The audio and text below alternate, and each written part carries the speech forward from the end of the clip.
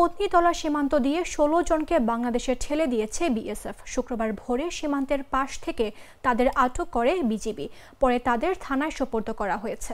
BGB ১৪ Patnitala ব্যাটালিয়নের ভারপ্রাপ্ত অধিনায়ক major আশরারুল হক ১৬ জনকে নওগাঁ সীমান্ত দিয়ে ঠেলে পাঠানোর সত্যতা নিশ্চিত করেন। তিনি জানান, ভোরে বিজিবি পত্নীতলা ব্যাটালিয়নের শীতল মাঠ বিওপির সীমান্ত পিলার ২৫৪/১ এর কাছ থেকে বিএসএফ ১৬ জনকে বাংলাদেশে ঠেলে দেয়। পরে বিজিবির টহল দল ঘুরকি গ্রামের পাকা রাস্তা সংলগ্ন চা দোকানের পাশে থেকে তাদের আটক করে। আটকদের মধ্যে ৭ জন পুরুষ, ৫ জন শিশু ও ৪ জন নারী।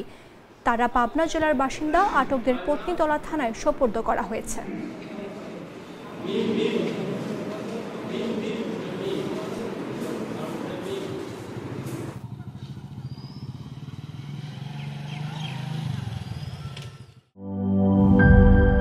আপনার প্রিয় কাপড়ের যত্নে এলো এনজাইম সমৃদ্ধ Arik silver wash detergent powder ৫০০ গ্রাম মাত্র ৭০ টাকা। প্রিমার্ক।